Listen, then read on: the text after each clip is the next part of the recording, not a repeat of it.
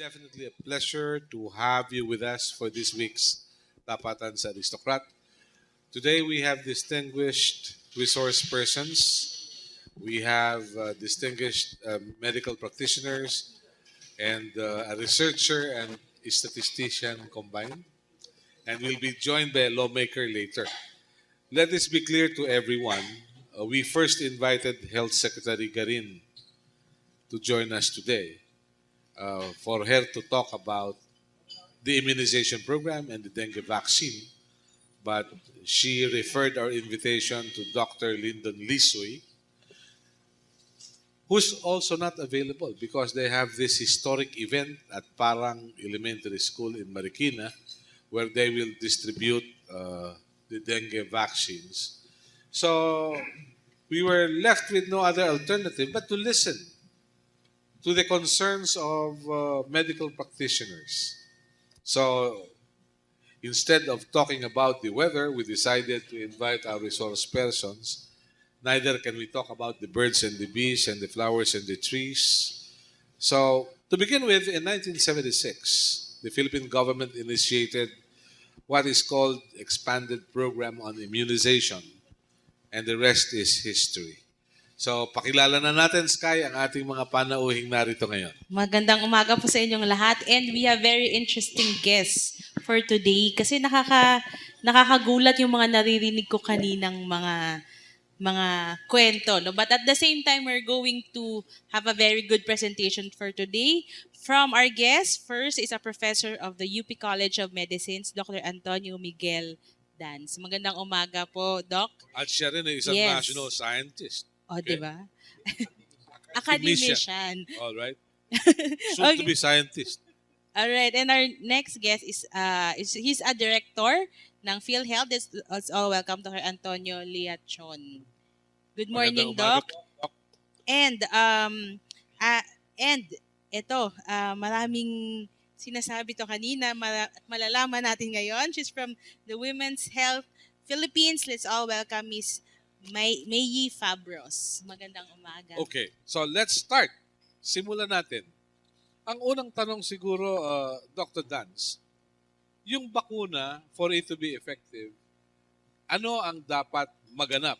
Paano natin malalaman kung effective ito? Sapagkat dun sa Malaysia, sinabi ng health minister na hindi basta-basta nila ilalabas yung kanilang bakuna sapagkat limitado pa yung nasusubukan.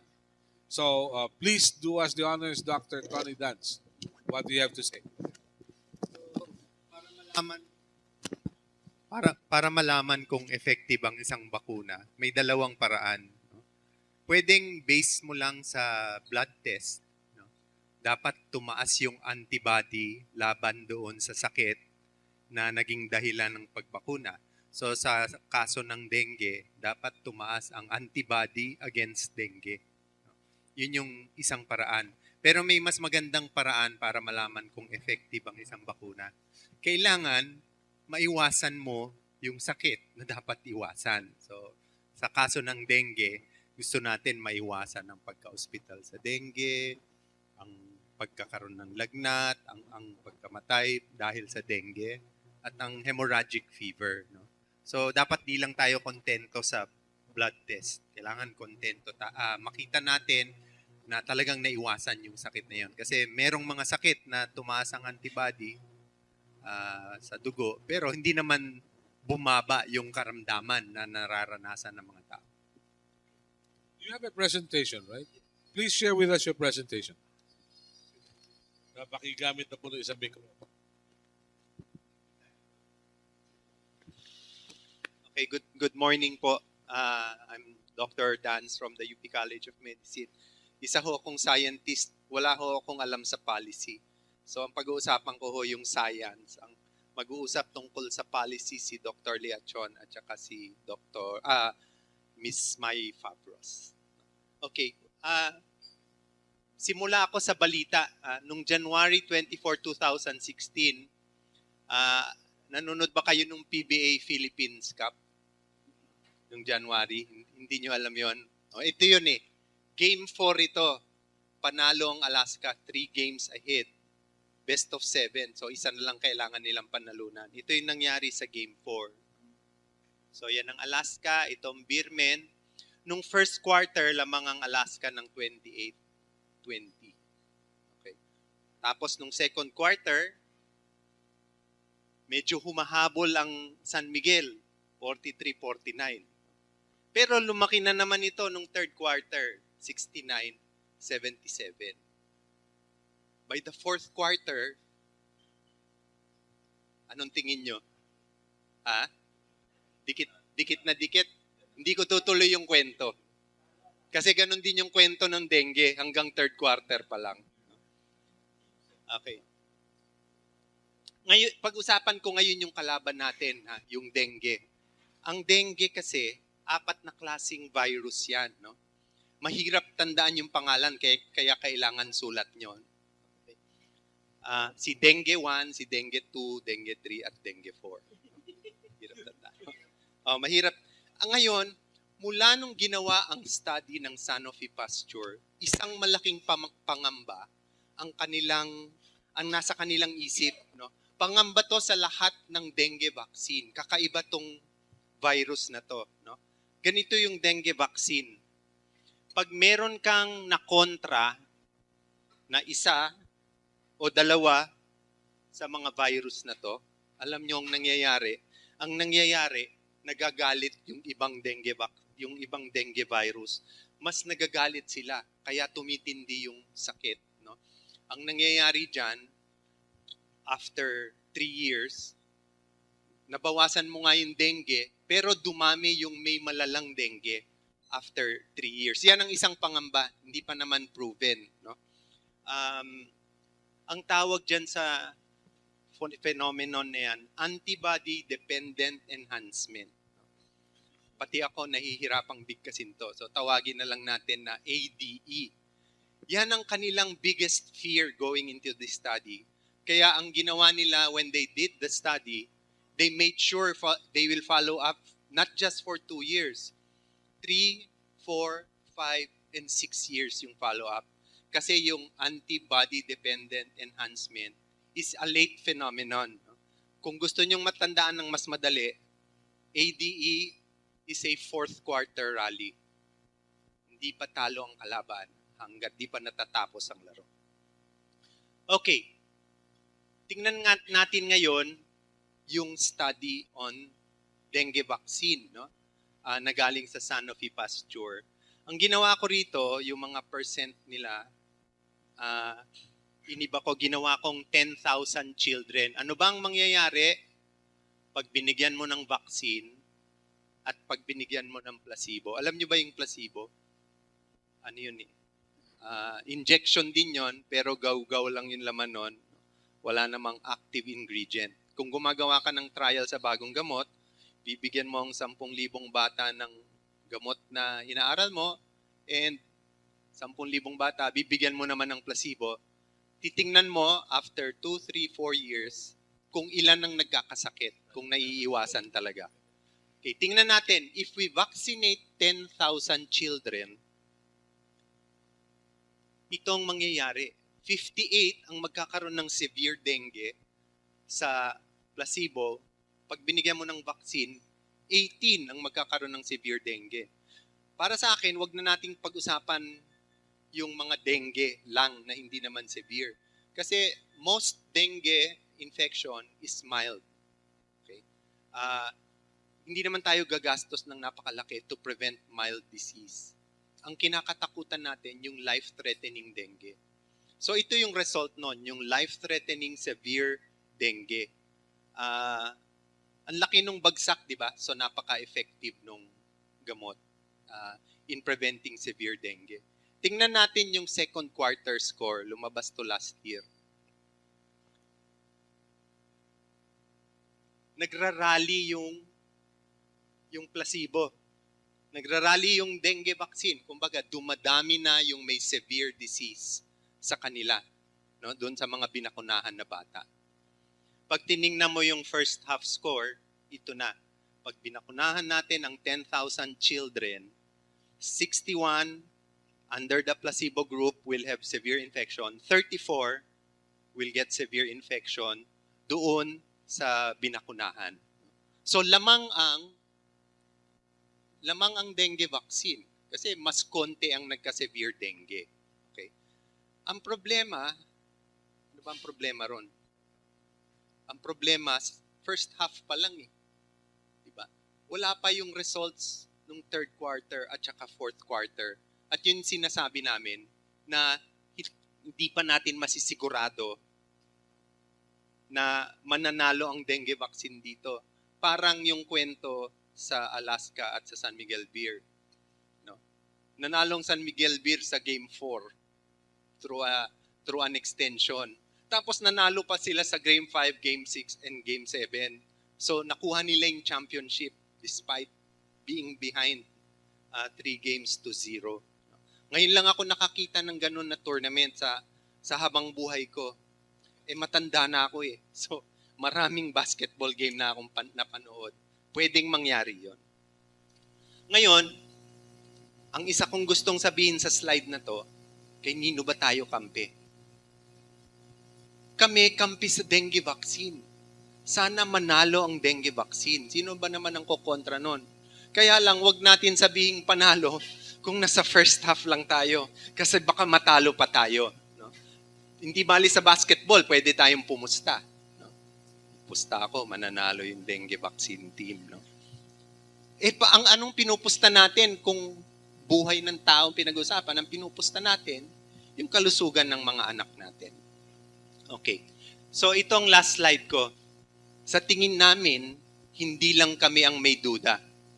May duda rin ang Sanofi, may duda rin ang DOH. Hindi lang nila pinaalam sa atin. Bakit ko sinasabi yon? 3 dahilan. Una, they're planning intensified surveillance. Ano ba ibig sabihin yan? Itong 1 million children na papakunahang ito, kailangan abangan natin ng maigi para kung may nangyari, matanggal ka agad yung gamot from the market. Gagawin mo ba yun kung safe yung gamot? Di naman yan ginagawa sa ibang bakuna. May alam ba kayong intensified surveillance sa diphtheria, pertussis, tetanus, polio? Wala naman, di ba?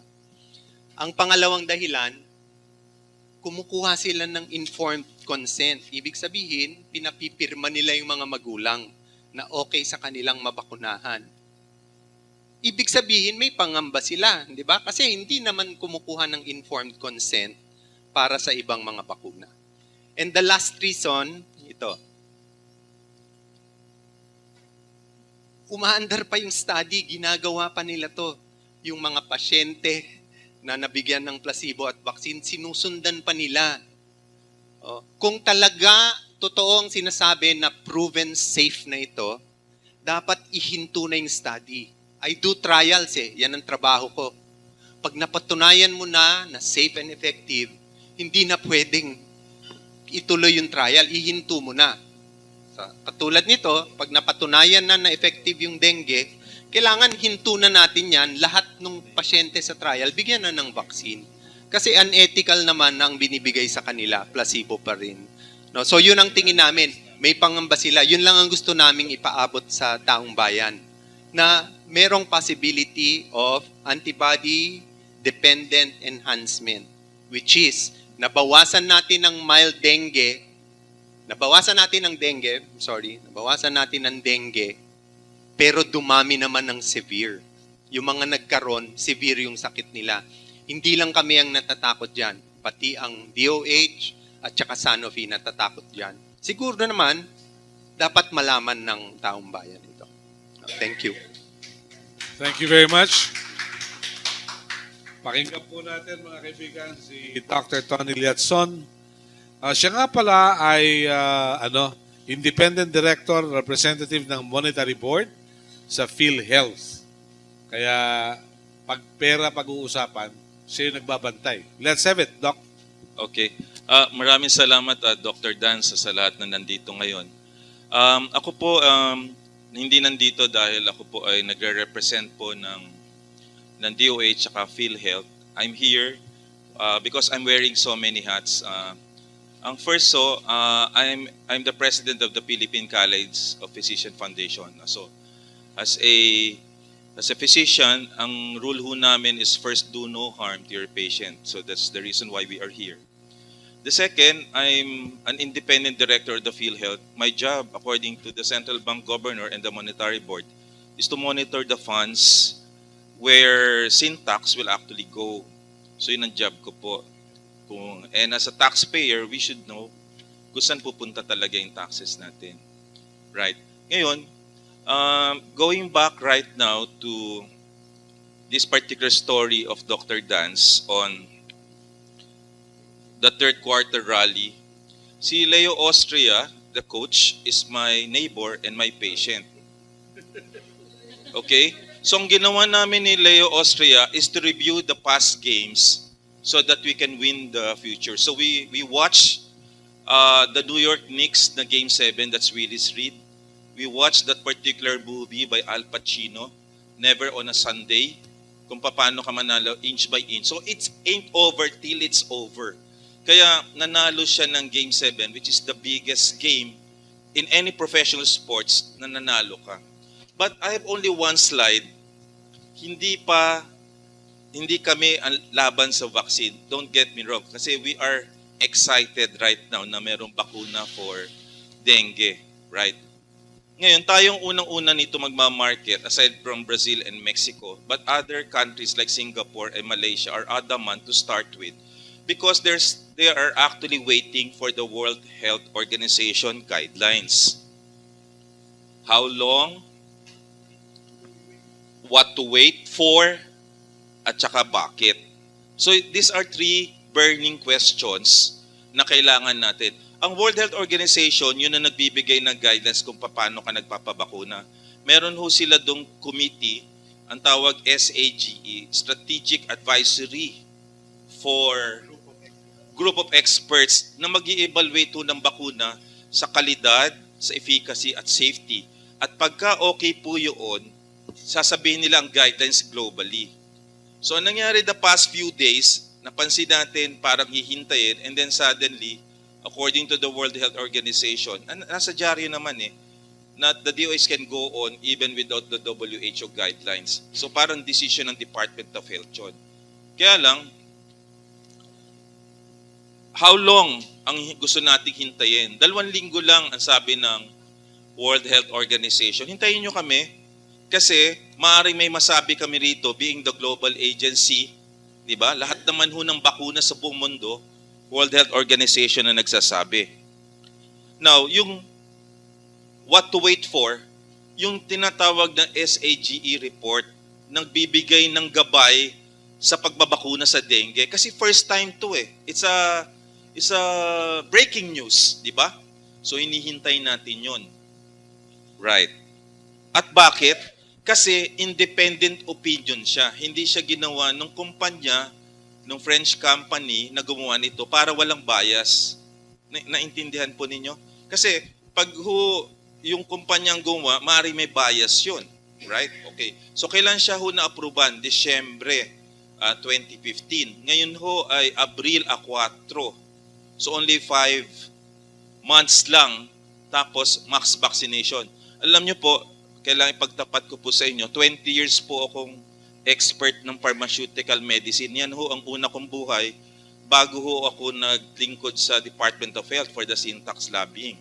So alam ko ako naglabas ng famous drugs in the world. Ako naglabas ng Lipitor, ako naglabas ng Viagra, ako yung naglabas ng Celebrex into the market, the biggest blockbusters. So alam ko kung paano gawin ang gamot from phase 1 hanggang phase 4. So, ang story niyan, meron pang 1 year. So paglalabas ang gamot meron kayo tinatawag ng post-marketing surveillance study para malaman mo yung efficacy and safety. Ang nakakagulat lang dito, pagka-approve ng produkto, ang post-marketing surveillance mo, vaccination ng 1 million population. Ang usually niyan, meron kayong trial sa ilang mga doktor, tapos pababalik-balikin nyo siya, tapos isasubmit nyo po yung report na yon sa FDA. At after 1 year, bibigyan kayo ng monitor release certificate na ligtas ang gamot nyo. Kasi sa unang pag-aaral, kailangan 3,000 to 5,000 studies muna yung phase 3. Pag na-launch ho yan at maraming mga gamot na nilabas, let's say 1 million or 1 billion ng patient, exponentially, yung sinasabi ni Dr. Dance, isang scientist, pwede isang signal ng side effect can actually be blown out kung nasa 1 billion na. Kaya kailangan sigurado ka. Naintindihan niyo po ibig sabihin. So right away, from its launch, vaccination kagad, which is very unusual. Very, very unusual po yun. And we are the first country in the world. For so many years, 20 years na ho kung trabaho ko yan, hihintayin muna natin ng Amerika at Europe na gumawa ng kanilang safety kasi rigid yung kanilang monitoring. Tapos tayo, i-rehistro natin dito, gagawa lang tayo ng maliit na study kasi hindi natin kayang bayaran ang safety standards so ng mga kumpanyang yon. Alright.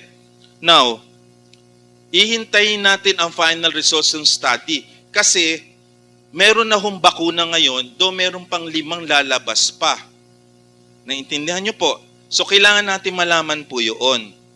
At definite na yung information makukuha natin. Kasi alam naman natin ang dengue global na. Hindi na ho siya seasonal.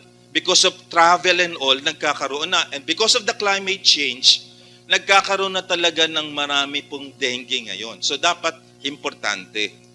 Alright. Tapos may 3 years ka pa na hihintayin. Kasi ang hinahanap mo dito yung safety. And then efficacy at saka yung quality. Alam niyo po ba ang gagawin ng SAGE? Sisilipin po nila yung manufacturing site sa France. At titingnan kung yung kanilang standard sa laboratory ay tama. Pati ho yung ahensya na nag-imbestiga nung trial, iimbestigahan nila kung wala hong bias o mali. Alright. So, ang tawag ho doon, WHO pre-qualification, na i-explain ni May E. Pag pumasa ho kayo doon, yung gamot na napakamahal, maaari po maging mura na. At parang ginamit ho sa Africa na mahal ho dati ang gamot sa AIDS, let's say $1,000, ngayon ho $50 na lang. Kasi WHO ang nag-i-sponsor at nagpe-pedal sa mga magagaling na ahensya sa buong mundo para mabawasan ho yung kalamidad at maraming may sakit. Nakuha niyo po? Alright. At ang huli, magkakaroon ka ng affordability na. Kasi kung nagamit na siya at ebidensya ay tama, right? At may kompetensya ka na at kasi lalabas na ibang bakuna, bababaho yung market price. Hindi yung singular drug lang na nandito ngayon at jump in na kagad tayo. I was just thinking, medyo nabahala ako ng konti kasi 3.5 billion ho ito. Pag minultiply ko po yung 81 AMLA problem times 46, it would amount to this one. Alam niyo po ba, ang immunization ho natin sa 7 na gamot ay nagkakahalaga po ng 3 billion. Measles, mumps, rubella, pneumonia, 3 billion. Ang performance natin, 60%.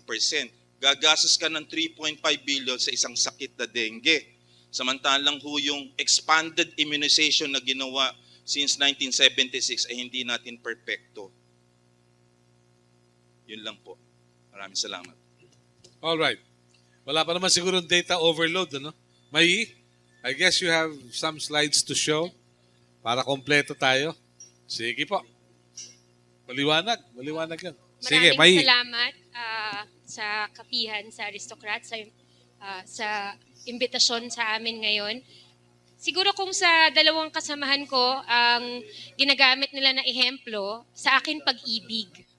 'Di ba? Sa pag-ibig kasi, pag may kumatok sa'yo, hindi mo naman bubuksan sa lahat. Mag-aantay ka sa tamang panahon. May we request for some silence, Oo. please? Thank So, you. tamang panahon lang ang hinihingi namin at yun yung gusto naming pagtutukan ng pansin. So, bakit ba tamang panahon ang importanteng pag-usapan? Kasi sa kasalukuyan, ang presyo nung isang vaccine pa lamang sa dengue ang pinag-uusapan natin. Binanggit kanina ni Dr. Leachon na mayroon pang mga ilan at hindi lang iisa ang posibleng pumasok sa merkado. So isa pa lang ang pinag-uusapan, 10,000 po ang presyo nung vaccine. So kung 1,000 kabataan po, 9-year-olds na mga anak natin, pamangkin, apo, ang tuturukan natin, 10 bilyon po yan. Pero syempre, alam naman natin, ang Pilipino o kahit sino, pag binigyan mo ng diskwento, kakagat. Diniskwentuhan po tayo, ginawa pong 3,000 na lang kada turok sa 1 milyong mga kabataan, 9 years old po yan, so 3 bilyon na lang ang sisingilin namin sa inyo. Siyempre, kung ikaw ay mamimili, pag sinabihan ka, makakatipid ka ng 7,000, kagat ka kaagad. Kahit na hindi mo pa alam kung safe ba iyon at effective, no? Kasi yung pag sinabi lang sa'yo makakatipid ka, parang benta na sa'yo. Pero kung mag-aantay tayo ng konti, yung sinabi nga kanina ni Dr. Leachon na yung pre-qualification, yung kung saan mas madami na ang available sa merkado, magkakaroon ng matinding kompetisyon, bababa ang presyo. Kasi yun ang trabaho ng World Health Organization, sisiguraduhin na ang mga pangunahing pangangailangan sa gamot, 'di ba, sa serbisyo ay makakamtan ng kahit sino ka pang mamamayan, kahit saang parte ka ng mundo, kaya mayaman o mahirap na bansa. At kaya dito, hindi na 3 bilyon ang pag-uusapan natin na gagastusin dapat ng ating gobyerno, ng Department of Health, kundi 1 bilyon na lang. Mag-aantay ka lang ng ilang taon. 3 taon, napakabilis lang naman noon. Pero, 1 taon, konting antay lang sa tamang panahon. Kaya ang sinasabi namin, mas may win-win scenario, was win-win opportunity kung mag-aantay. Mas mura na, sigurado ka pa sa kalidad, sigurado kang walang masamang pwedeng mangyari, tapos nun, mas marami ka pang pwedeng mabigyan ng benepisyong vaccine ng dengue. Pero kung magmamadali ka at papasok ka na lang sa hindi pa sigurado, parang pag-ibig, baka mapasama ka. Diba? Kaya nga ang sinasabi natin lagi, sa tamang panahon. At ganun din sa pagdedesisyon sa polisiya, lalo na sa kalusugan. Kasi ang pinag-uusapan sa kalusugan ay hindi lamang pera. Diba? Hindi lamang pera ang pinag-uusapan dyan. Bagamat makatitipid ka ng 9 bilyon, buti kung pera lang yan. Ang pinag-uusapan natin dyan ay ang ating mga anak, ang buhay ng ating mga anak at ang ating kinabukasan.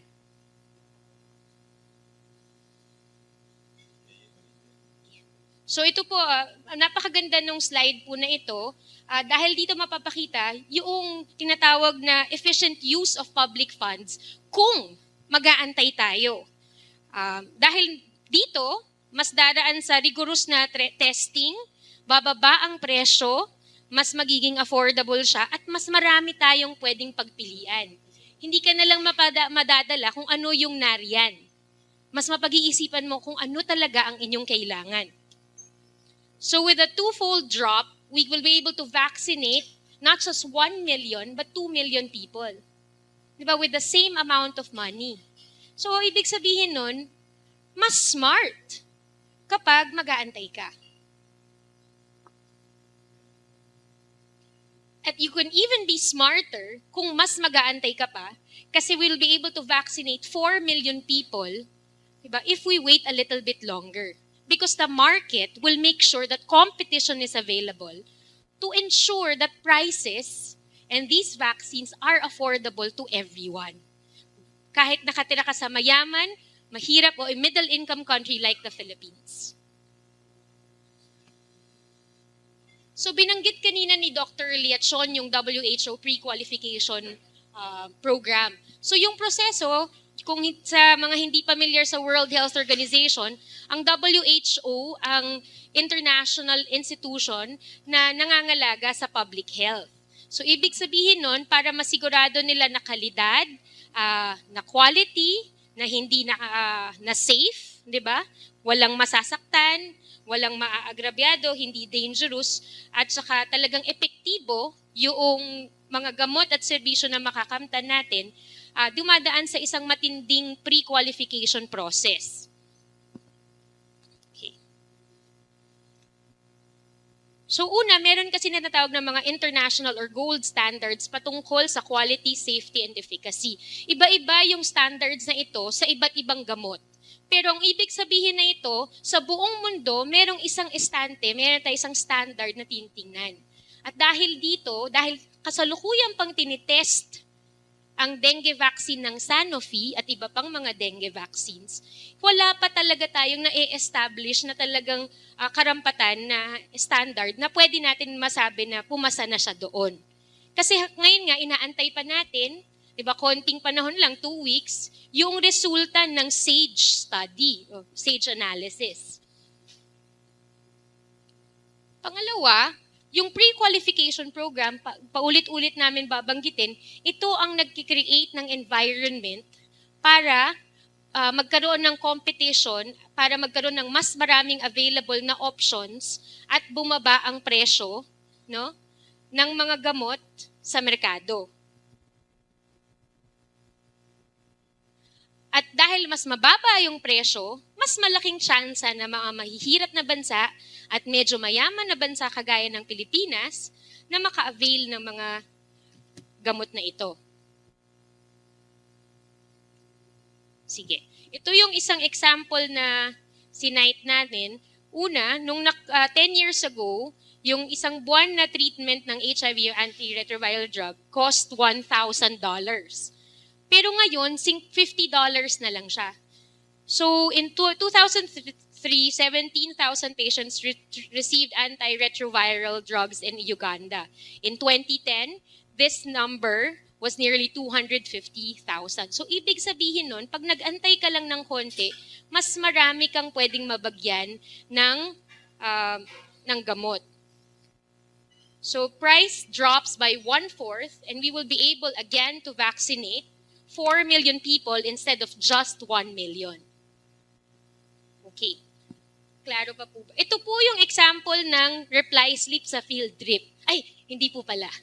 Ito po yung consent form na paulit-ulit na sinasabi. Hindi po to reply slip kung sasama po kayo sa field trip ng Tapatan sa saan po ba sila nagtuturok ngayon? Sa Marikina? Sa Parang.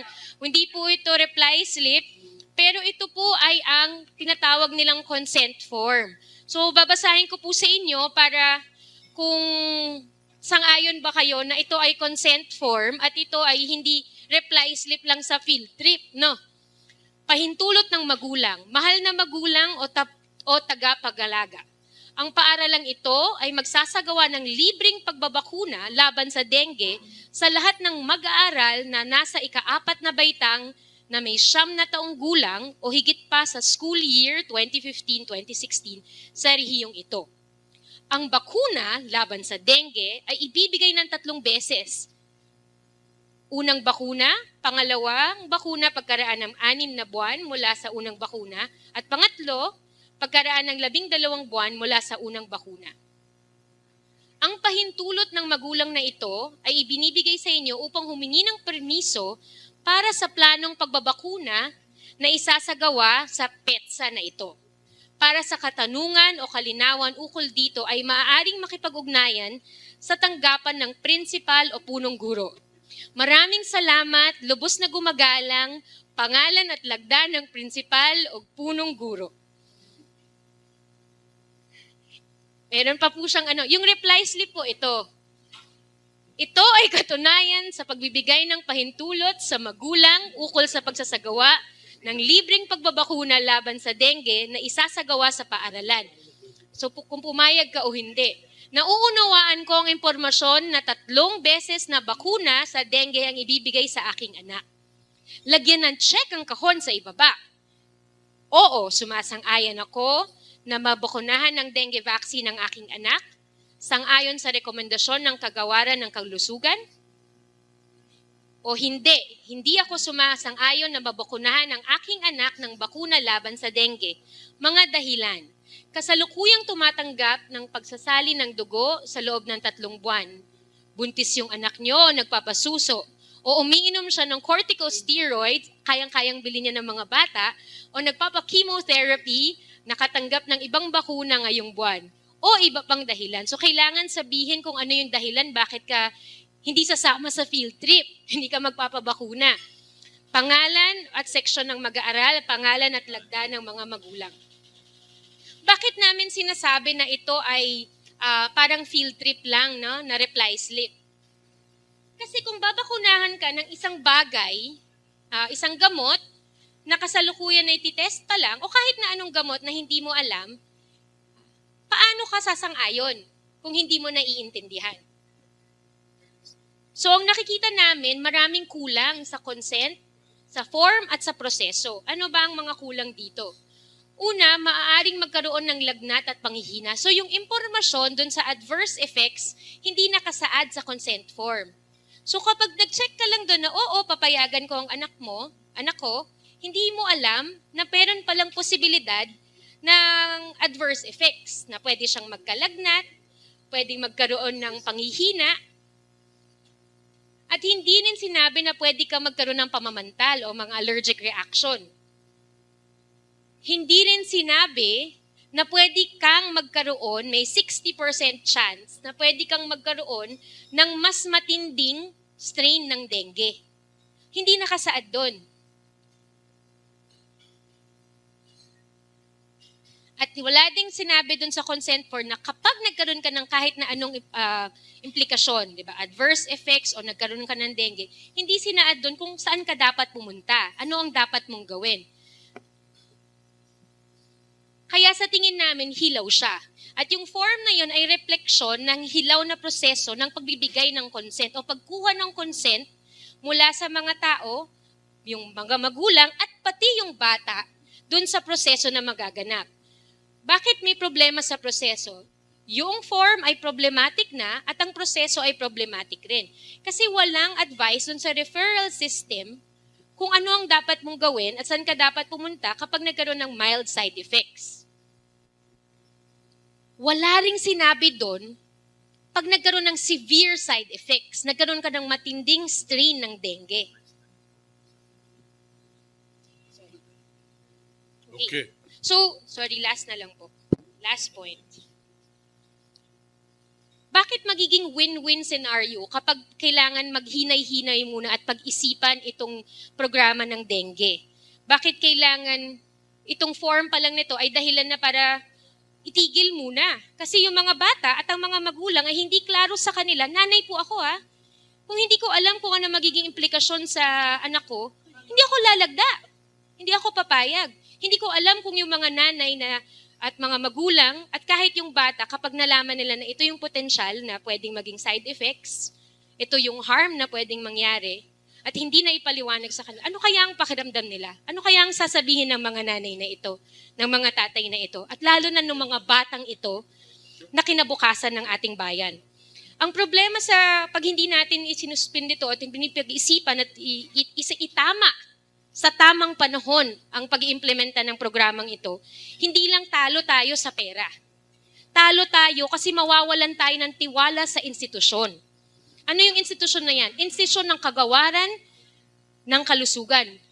Mawawalan ng tiwala ang mga mamamayan, ang mga bata, ang mga magulang sa ating Department of Health, sa programa ng vaccination at immunization. Kitang-kita ngayon pa lang napakababa na ng bilang ng mga tao na nagpapabakuna. Kung makikita nila na ganun kababaw lang ang nagiging proseso, lalo pang madadagdagan ang pag-aatubili nila. Sana rin magkaroon tayo ng mas matindi at mas maayos na meaningful at participative consent process. Lalo na sa mga bagay na merong ganyang bagong-bago pa na kung saan tayo yung una, diba? Una sa buong mundo na mag-i-implement na ito. Pag minadali natin yung immunization process, yung vaccination process, hindi lang nagsasayang tayo ng pera at nilalagay natin sa peligro ang check and balance sa ating proseso. Mm-hmm. Yung proseso ng pag-approve, diba? Pagpili kung anong mga gamot, anong mga vaccines yung tinatanggap natin sa ating bansa. Nilalagay natin sa pahamak din ng integrity ng ating buong public health institution. At even worse, paulit-ulit kong sasabihin na to, 3 bilyon, ilalagay natin yung 3 bilyon na yan, hindi lang yan sayang na pera. Nilalagay natin ang 1 milyong kabataan, 9-year-olds, in potential danger, 60% chance of having a severe strain of dengue. Mm-hmm. I don't know what is even more expensive. what is even more important to us. Maraming salamat po. Thank you. Thank you very much, Mai. May I request Congressman Martin Romualdez to join us? He has already arrived, so we may have some inputs from him this morning.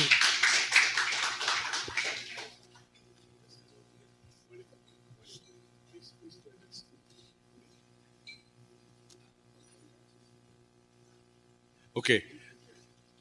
Teka. Let's maximize the time. Congressman, sandali lang po with your indulgence, no? Let me ask you, sinasabi na mahalaga ang buhay ng tao, Dr. Tony, at ganun din kay Dr. Tony rin. Mahalaga ang buhay ng tao kaya minadali yung paggamit ng bakuna. One life lost is one too many. Yun yata yung prinsipyo ng magaling na Department of Health Secretary, kaya bibigay na yung bakuna. Well, don't get us wrong, no? We want this vaccine to succeed. Lahat kasi kailangan natin to, baka akalain nyo hindi natin kailangan. Kaya lang, let's wait for the World Health Organization guidelines na lalabas in 2 weeks to 1 month para malaman natin kung anong tama sa safety, sa efficacy, at saka sa quality. Kasi may kasabihan din tayo sa Ingles, ha? Haste makes waste. May kasabihan din sa Tagalog, ang mabilis maglakad daw kung daw matinik ay malalim. Yun ang una. So, bilang doktor, kahit gaano ka-importante ho ang gamot, ang una ho namin ho mantra or slogan, first do no harm. Okay, yan ho ang importante. Ang isa rin naman na gusto kong banggitin din, yung priority setting natin sa funding kasi 3.5 billion to for one disease. No? So therefore, we need to evaluate to na nating mabuti ito para magamit pa natin. At yung binanggit ni May, isang ayon ako. Kasi pag pumalya po ang dengue vaccine ho natin, this might destroy the entire expanded program for immunization. And therefore, yung trust ng mga pasyente sa atin ay mawawala. So the risk of losing is greater than the benefits kung tayo magmamadali. It's just a matter of time, 1 month, and therefore, I think we should wait. Dr. Leachon, follow through dahil ikaw pinadala sa PhilHealth bilang independent director, representative ng Monetary Board. Do you see anything sinister dun sa pagbili ng bakuna na 3.5 billion, isa yung supplier? Dumamba kaya ito sa procurement o hindi? Well, alam niyo po, to be very candid, I'm not really in a position to answer this. Perhaps ang aking chairman of the board, si Secretary Garin, should be able to answer. My role as an independent director, according to the Monetary Board, is to monitor the cash flow ng pera ng PhilHealth so that alam natin. In one of the ANC report after the APEC, I heard our dear Secretary na, of course, pinapahalaga natin, eventually baka maipasok daw to sa PhilHealth. Kaya nagsasalita tayo. Ako, personally, opinion ko, bago ho natin siya i-consider na libre sa PhilHealth eventually, asikasuhin muna natin kung safe ito para sa mga pasyente at meron tayong risk-benefit ratio. So sa ngayon ho, the long and short of it, pagpaumanhin nyo, hindi ko po masasagot po yun. Kasi wala po ako sa proseso sa Department of Health. Nandito po lang ako sa PhilHealth po. Okay. Field trip yung pinag-uusapan. Bakit sa principal ako lalapit kung may sintomas yung anak ko? Hindi ba dapat sa doktor, sino ba mananagot kung may sakit na may kakaibang epekto yung bakuna? May I answer? Please, please. Nakakatawa talaga yung referral mechanism na stipulate doon sa manual. Lalapit ka sa teacher mo, tapos punta ka sa principal, pagkatapos nun, pupunta yung principal mo doon sa MHO nyo, pupunta yung MHO mo doon sa research team bago ka makakuha ng sagot. Ganun? Oo. So kung halimbawa nangangati ka, nag-allergic reaction ka na, o kaya kung nagkaroon ka ng severe dengue, napakahabang proseso bago mo makuha yung lunas at yung sagot na kailangan mo. Sa tingin namin, napaka-unfair ng proseso na yun. At best, sabi nga nung aming magkakasama ay, it's also unethical kung iisipin mo. Kasi you are thrust in a position where you're asked to sign a field trip consent form. And yet the information is not stipulated in that document. And furthermore, you're asked to go through such a Di ba? Parang Circuitous. a tedious process before you can get the necessary information. The premise of consent is that you do not just give information when it is asked. You give information regardless if it is asked. Okay. Because that is what is required of the process. Yeah, from the doctors, pag severe dengue, ilang oras bago makita si San Pedro? Oh, severe dengue. Co- Melo, Congressman, after my comment, I had to leave kasi I have to speak Sa UP. sa UP. Okay.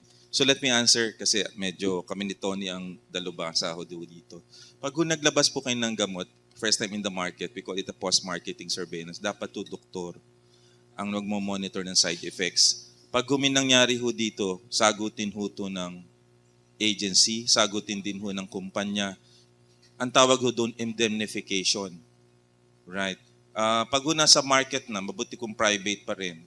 Pero usually ho, ang first time natin bakuna. Tapos ang namamahala ay principal na walang medical background. Nakakatakot to kasi first time ho na gagawin sa buong mundo, Pilipinas pa. Ang ibang countries in Asia na mas mayaman sa atin, Singapore at Malaysia, we are considered low to middle income countries. Yun ngang Singapore, considered high income, and Malaysia, medyo middle to high, adamant to try it. So ako, ang personal opinion ko, nakakatakot isipin. Sana wag naman. Kasi pag nagkaroon ho ng pangamba, may namatay, or nag-allergy, hypersensitivity reaction, Steven Johnson syndrome, yun hong bakunang ito may destroy the entire immunization process of the whole government. And this is sad. And ang magsasacrifice at the end of the day, yung mga batang walang kamuwang-muwang na nasa eskwela na gusto lang mag-aral. So, I'll stop that po. And andito na ho national scientist natin to explain further. May pahabol kaya ta? May follow-up po kasi kay Dr. Dance, di ba sinasabi yung process of testing? Kasi di ba kung titingnan natin, yung sinasabi kanina, hindi pa tapos, di ba, yung testing talaga, wala pang final WHO guidelines. What do you mean by that, sir? Parang the Philippines agreed to be tested, so parang tayo naging ginipig ng buong vaccine na to, bundo? Meron kasing ongoing trial, no? Dito at saka sa ibang bansa, pero tayo yung pinunong bansa sa paggawa ng trial. So meron diyang 10,000 children na binigyan ng vaccine at mga 6,000 na hindi binigyan ng vaccine. So, pero hindi nila alam.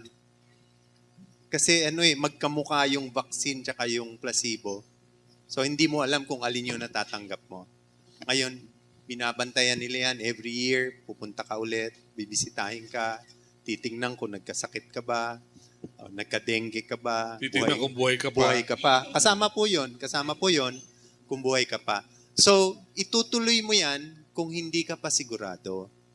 Kasi para malaman, ang mga pasyenteng to pumirma ng consent, na hindi ganun yung pumirma sila ng consent na siguro 4 o 5 pahina ang haba. So okay lang sa kanila yon, sabi nila, parang contribution ko to mankind to join this study, no? So okay lang yon. Pero kung oras na nalaman na effective and safe pala yung gamot, hindi na ethical ituloy yon, no? Sumali lang sila kasi hindi pa naman alam. Pero kung alam na, dapat ihinto na yung trial. Tinutuloy pa. So ibig sabihin hindi pa sigurado. Malupit ito. Congressman Romualdez, you come from Leyte, where dengue is also endemic. How do you feel about this? Kaya lang, hindi kayo kasama dun sa bibigyan ng bakuna eh. Regions 3, 4A, and NCR lang eh. Pero in the event makarating sa inyo, papayagan niyo ba yung constituents nyo na ma-subject sa ganitong bakuna? Maraming salamat. Sa totoo lang po, yung gusto ko talaga ay makinig muna sa mga doktor, pero siguro nakasalita na sila. Pero siyempre naman kung sa tingin ko dito sa itong vaccine, siguro pag umabot sa atin tested na, positive o negative siguro ang results. Pero that being said, not naman to the prejudice of those who will be going ahead without the clearance of the World Health Organization. I actually, since I walked into the room, have been trying to reach Secretary Janet Garin to ask the question as to bakit sa tingin ng marami parang minamadali, parang mukhang premature, no? I know her as in my personal capacity as a fellow congressman to be reasonable. That's why I wanted to contact her right away. In fact, if she doesn't return my call or text, as nakita mo, nag-text ako, no? Para paliwanagan niya kung bakit anong nangyayari dito and why is it causing a lot of obvious anxieties and concerns, no? But I'm sure that there has to be clearer explanation. Otherwise, there are many questions to be answered, no? The ramifications are very clear, and at the end of the day, we are always for the welfare, the health of the children involved in particular, no? And those patients. In other words, as I always go back, magmalasakit naman tayo sa isa't isa, kaya baka maperwisyo dito sa what might be the apparent haste, no? So I hope, no, since I understand from the dialogue that the matter or the recon has been already awarded, no? It's been It's being launched at this very moment. as we speak, no? So I'm just wondering why we were not able to bring this up even earlier. Ngayon lang natin nalaman ba yung yung bidding at saka yung yung award. Doc, Oh, actually, we met with Secretary Garin last week. We had a 2-3 hour meeting sa Department of Health. Isang pangamba yung sinabi ni Congressman na baka sa kakatalo tungkol dito, masira ang loob ng ating mga kababayan tungkol sa vaccination program. Maraming takot sa vaccination, idadagdagan pa natin. Pagkatapos, pinag-usapan din namin yung mga na-raise na point. No? I think itong nakuha ko sa meeting na yon, Congressman. No? Unang tanong bakit hindi tayo makahintay ng 2 weeks? 2 weeks. Kasi 2 weeks lang naman. Tama yung sinabi mo kanina, Melo, na ang sasabihin ng Department of Health, wag na to i-delay kasi gusto namin maligtas ang mga kabataan. Pero kung 2 weeks lang, wala namang mangyayari in 2 weeks, no? Na may mamamatay dahil hindi natin nabakunahan. at walang outbreak. In 2 weeks, wala namang outbreak. So ang tingin ko kaya hindi makahintay ng 2 weeks kasi umabot ang maling information sa Department of Health na approved na to ng World Health Organization. Sinasabi nga namin na hindi pa siya endorsed ng World Health Organization. No? Nakakatawa yan kasi the World Health Organization has to maintain good ties with the Department of Health. And kailangan masabi nila na hindi namin to nire-recommend, pero kung gusto nyong gawin, ano nyo yan, karapatan nyo yan, tutulungan namin kayo kung ito ang gusto nyong gawin. No? So, yun ang una. I think they had wrong information. Yung pangalawa, Melo, if I may continue, bakit hindi makaintay ng 1 year? Kasi lalabas na yung final results. Hindi na lang opinion ng World Health Organization, definitive na kasi matatapos na yung study. I think they also got the wrong information na conclusive na yung results. No? Kasi yun ang na-feed sa kanila hindi pa And the main proof na hindi pa conclusive, hindi pa tinutuloy yung trial. No? Yung third reason, yung wait 3 years, and then instead of vaccinating 1 million children, you vaccinate 4 million. Hindi ba that makes sense naman kasi next year saan ba natin kukunin tong 1 billion, itong 3 billion na to? Wala naman Wala naman yan sa ating budget or sa GAA. Nanggaling daw ito sa Department of Public Works and Highways. Ano kinalaman ng Public Works and Highways dito? Well, Teka muna. Let us be clear. Savings kaya ito ng DPWH? hindi ko po alam. Basta doon ho nanggaling yung money. Parang Joyce, anong tawag dun? Sa... Ah? Savings. Savings. Yeah. Ay, Realigned savings. oo. Huwag niyo akong tatanong tungkol sa mga bagay na ganyan. Congressman ang tatanungin natin. Pero, Ito, medyo. Congressman ang tatanungin natin. yung 3-year wait, pag dinahilan mong may mamamatay in 3 years, totoo naman. Kaya lang meron tayong oportunidad na sumaklolo o tumulong sa lalong marami.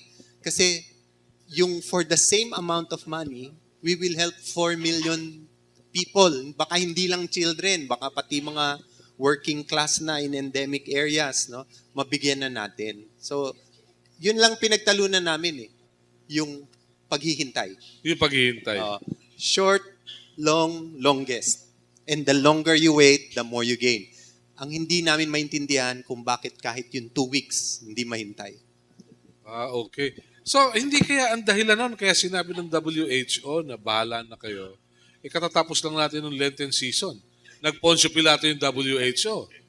Naghugas ng kamay. Bahala kayo. Tingin ko hindi naman sila naghugas ng kamay. No? Ano lang, nasa pagkasabi lang eh. So, hindi namin to ni-recommend. Totoo yun. Tutulungan namin kayo. Totoo rin yun. Alin ang gusto mo ilabas sa press? Yan ang iba-iba. No, syempre, mas maraming naglabas na tutulungan daw ng WHO ang gobyerno sa program. Suportado to ng WHO. Pero ang tanong hindi 'yon. So kung tinanong kayo, suportado tayo ng World Health Organization. Rekomendado ba? May pagkakaiba yun. Ay, malaking pagkakaiba 'yun, di ba? Support is we will help you if you decide to do it. No, recommend is we think you should do it. Pero when life is at stake, paano? Nakataya yung buhay ng babakunahan mo eh. What do you mean? Yan, bakit pagka nag-wait? Tinuloy mo kasi, naghintay tayo? tinuloy mo kasi yung bakuna ngayon. Pag tinuloy. Tapos, ayan na, may seremonya na, may presko na alas 12. Pagkatapos, di natin alam. Pero sabi nga nila, there is nothing to fear but fear itself. Well, so difference of opinion nga. So, I don't know why we cannot wait. I don't understand why we cannot wait. Yeah. Tapos si Congressman, yes. No, I think yung pinabalikan natin na we Lakas-lakas first do no harm. So, you have nothing to fear but fear itself. But now we need to fear 60% chance, no?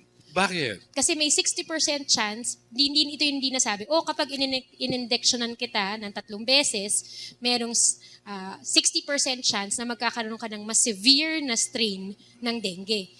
Yun sa akin bilang ina, sa akin bilang public health advocate, ang mas problematic. Kasi kung walang dengue, ay walang vaccine muna, pag nag-antay tayo sa tamang panahon, hindi lang sa vaccine na ito, pero sa marami pang vaccines sa dengue, we're just talking about, Melo, 1 vaccine ha, just the Sanofi. Marami pang mga vaccines ngayon na dinedevelop at tinitest on dengue. So, pag nagmadali tayo, baka yung iba yun, those are also safer. So, ngayon, it's all up in the air kasi today is the day of judgment. Today is the day of, what do you call that? Gloom? Hindi naman siguro. Small correction lang, short. Yeah. Or refinement sa sinabi ni Mai. Yung sinasabi niyang 60% increase in severe dengue. Ayaw natin kasi yung problema, yung ADE, natatandaan nyo, antibody-dependent enhancement. Naiwasan natin ang dengue, pero yung mga nagka-dengue, mas malala yung dengue nila. Yun ang simula pa, pinangangamba na yan ng Sanofi. Kaya yung design ng study, long-term follow-up. Kasi yung ADE happens on the 3rd, 4th. And nakikita na nga ngayon on the 3rd, 4th, and 5th year. Yung 60% increase, ano yan? That's in the realm of possibility. Okay. Posible rin na ibaba niya yung severe dengue. Kaya lang, nasa second quarter pa lang tayo. First half pa lang yung score. Kailangan tapusin natin para tingnan sino ba talaga ang nanalo, ang mananalo. It ain't over till the fat lady sings, as they say. Yan, exactly. Okay, so yun pala yun. Congressman, nabanggit kasi yung tungkol sa budget, na mula sa DPWH, pwede mo ma-realign yung savings? Parang gamitin sa ibang purpose? Well, actually, no. The general rule is that if there are any savings, the alignment should be within the department. No. So, in my particular experience, when we've had savings with our projects with the DPWH, the savings has gone to the extension of the road project from whence it began or from whence it emanated. So, indeed, that looks like a bit of an anomaly. Kaya we came out as the president of the PhilConsa with a petition to strike down the disbursement acceleration program, which contemplated similar realignments outside of the department or offices. And the Supreme Court ruled in our favor, striking down the program where savings were realigned to other departments or offices. So that's my quick answer to that question. So Yeah. that seems inconsistent with the interpretation of the court and its decision. Okay. Thank you, Congressman. Maganda yung binanggit nyo. Siguro from there, we will do more research. But, Doctor, let me ask you, bakit particular sa Regions 3, 4A, and NCR, yung vaccine? Pagkakaalam ko, for a vaccine to be effective, it's got to have 95% of the total target. Yung herd na sinasabi. Herd immunity. Oo, herd immunity. So kaya natin ginawa, ako walang problema ron sa 3 regions. Kasi half of dengue in the country occurs in those 3 regions. So I think justified naman yon. Yung herd immunity, alam nyo ba yon? Kunwari, binigyan akong bakunahan. Binakunahan ako ng influenza. Pero yung mga katabi ko, may influenza pa rin. Kakalat ulit yung sakit. No? So, kailangan marami tayong mabakunahan para magkaroon ng tinatawag na herd immunity. Kaya lang it doesn't apply in dengue so much. Kasi it's vector-borne eh. Kahit na nabakunahan tayong lahat, andun pa rin yung lamok na may dala ng dengue. So, ang kasama ng dengue vaccination program, kailangan ng vector control. Ibig sabihin yung lamok. Mismo. Yeah. Yan, pag naano natin yan, we have a herd effect. Kasi pag wala na yung lamok na may dala ng dengue, kukunti na ang magkakaroon ng dengue. Yeah. Without sounding parochial, nabanggit kasi nung kasama ko si Dennis Dayaw na galing sila sa Leyte nung kasagsagan ng Yolanda. Hirapan daw silang pumatay ng lamok dahil matataba yung lamok. Parang full tank. Pag pinitik mo, may tunog pa. So, how is Tacloban today and how is Leyte? If I may ask you, this is a very interesting issue. Maraming Melo for that question. I'd like to thank everyone for all the assistance, all the help, all the volunteer work. It's been over 2 years since Typhoon Yolanda, the strongest ever typhoon to make landfall in the world's recorded history, struck us.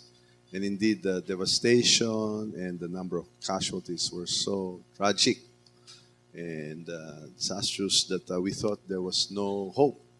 But dahil po sa malasakit ng lahat, lalo na sa mga kapwa natin mga Pilipino na kakaisa, we got a lot of support, a lot of help, a lot of sympathy, relief goods, medicines, endless streams of volunteerism, cash donations from all people from all walks of life. Nakakatindog kami, nakakabaon kami, but we still have a long way to go in terms of permanent housing and livelihood programs because there's a lot of dislocation. And because of the loss of life, a lot of the heads of families were casualties. And in fact, there were a lot of people who were injured. And in fact, maybe I'd like to also take this brief opportunity to thank everyone's support because maraming na PWD, or persons with disabilities, was the offshoot. Sa daming mga nasaktan, napilayan, o naputulan ng mga limbs. Kaya I'm very glad that through the support of my colleagues in Congress and in the Senate, and particularly the PWD sector, I'd also like to thank the President for signing our PWD law. No? Pirmado na. Pirmado na, batas na. It is an act expanding the benefits and the exemptions, the VAT exemptions to persons with disabilities, putting them now on equal footing with senior citizens. So it now contemplates the value-added tax exemption that senior citizens enjoy, plus the 20% discount on goods and services. So we can now avail of at least a 32% discount for PWDs, for medicines, medical services, transportation, food, lodging, and entertainment facilities that will go a long way in making the PWDs a happier, more vibrant sector of our society and making them even more productive. On top of that, included in the law is we are providing for tax deductions, no, for those who care for PWDs, up to 100,000 pesos tax deduction. Really? Yes, so we are doing this and because it is a personal advocacy, and we want to make sure that not only are they given these exemptions, discounts, and tax deductions, but we want to make sure that the sector is recognized and that we regard them as a very important part of our society. Yeah, very So well. do you mean, sir, yung those who care for PWDs, these are teachers, doctors ba, or those family family members? members, no? Mostly Pwede pala family ako. members, no? Yes. But it depends, no? How immediately after this becomes into law, which is 15 in April, no?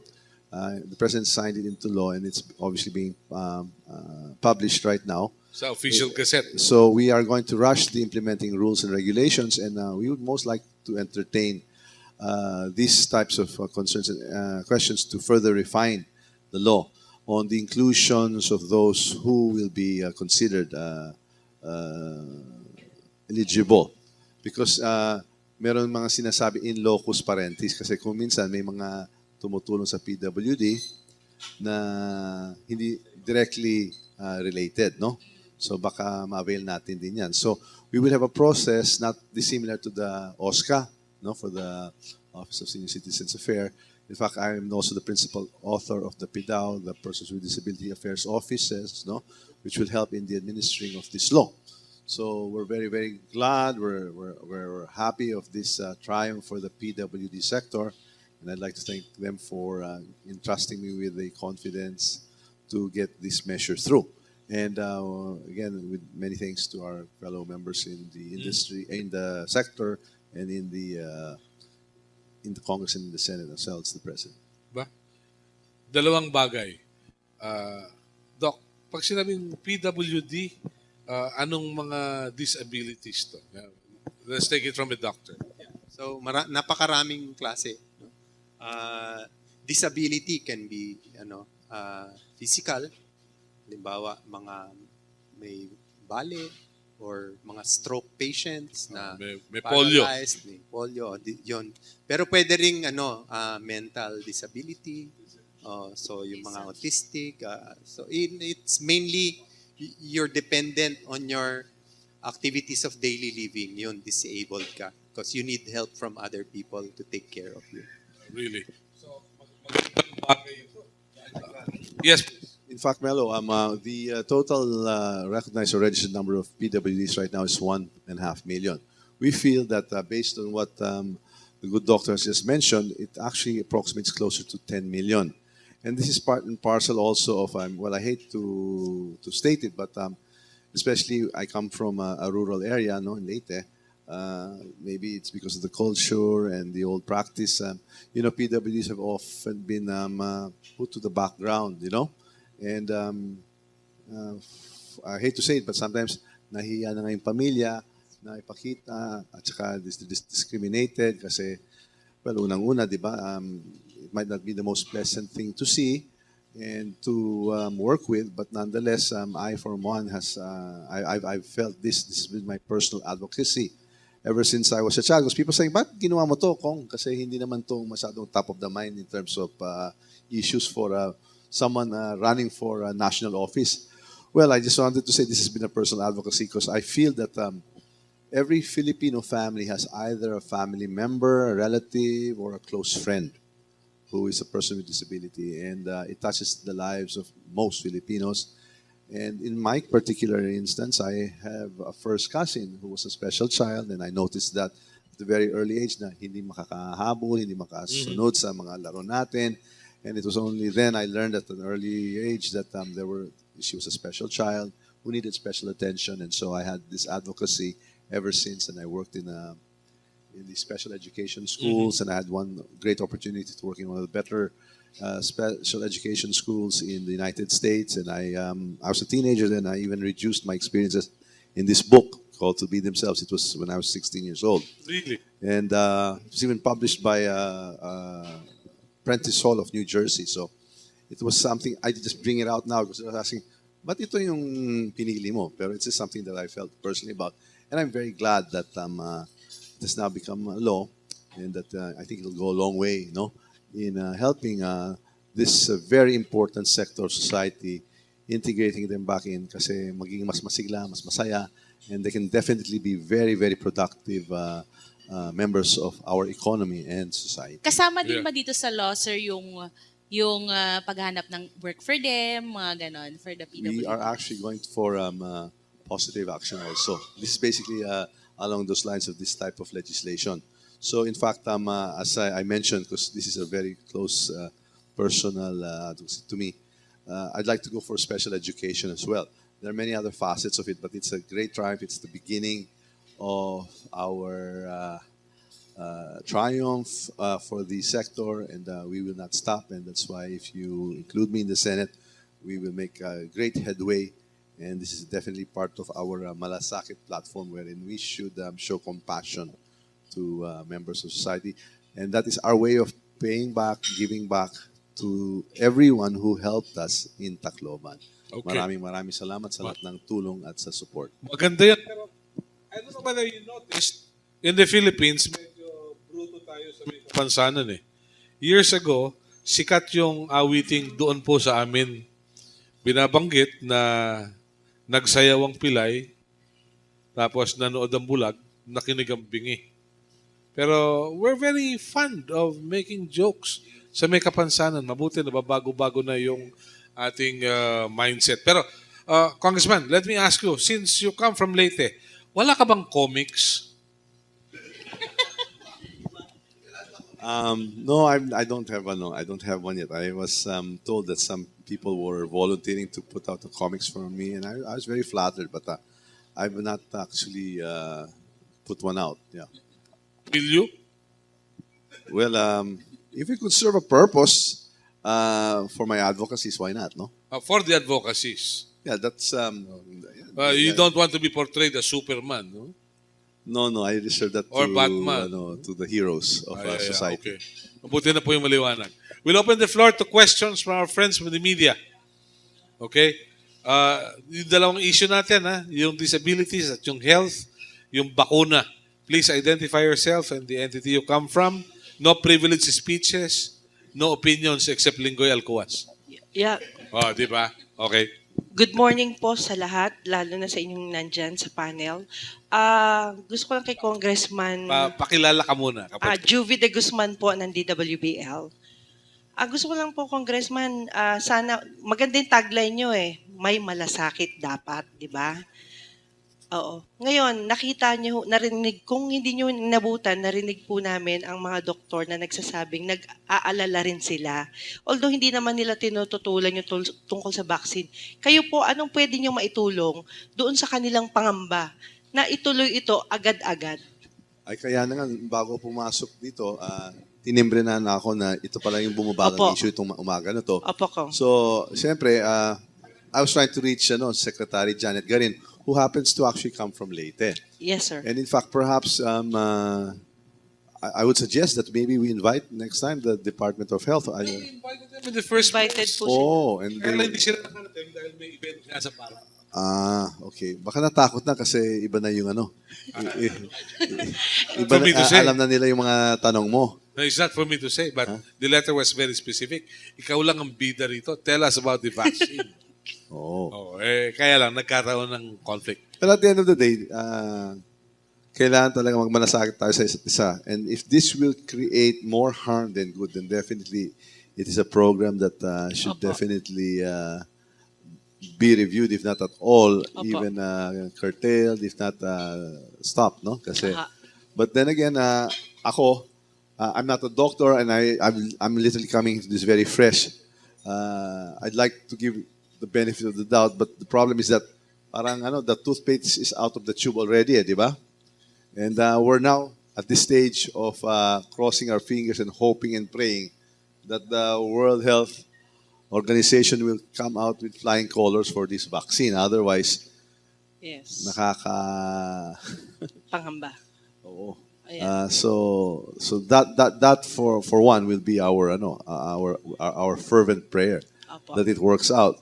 But obviously that does not stop us from raising these issues. Opo. And heretofore we should be more circumspect and more deliberate, no? Opo. Because not only is it money, but more importantly the health and the welfare of the recipients of the vaccine. Opo. As very eloquently elucidated here by our medical professionals. Abogado na ako kaya I'm very careful not to tread. Opo. Wala naman akong lisensya mag-practice kaya medyo nananahimik lang ako dito. Pero yung gagawin lang po natin ay in our capacity to have some access to some of these government officials. In fact, tinext ko na si Secretary Janet on this matter. So as we were standing out there. So I hope to get some answers and I will transmit the same. Yes. Hopefully we can get something clearer. Thank you. Si Dr. Dance, bilang isang scientist, ano po magiging epekto nito if in case lang? Kasi alam nyo, kailangan nating mag-isip ng advance kesa late na. Ano po ang second option if in case na may mangyaring hindi maganda dito sa anti-dengue vaccine? Yung kunwari lang. Pero kung walang mangyayari, much better, di ba? Gusto lang nating malaman, ano ba yung magiging effect nito? I think, so sinabi ko, kinumpare ko sa basketball game, di ba? Nasa second quarter pa lang tayo. In a year or two, alam na natin kung sino mananalo, kung makapaghintay tayo. At syempre, we're cheering for dengue vaccine. Opo. No? Ngayon, para sa akin, manalo, matalo, kailangan we take lessons from this.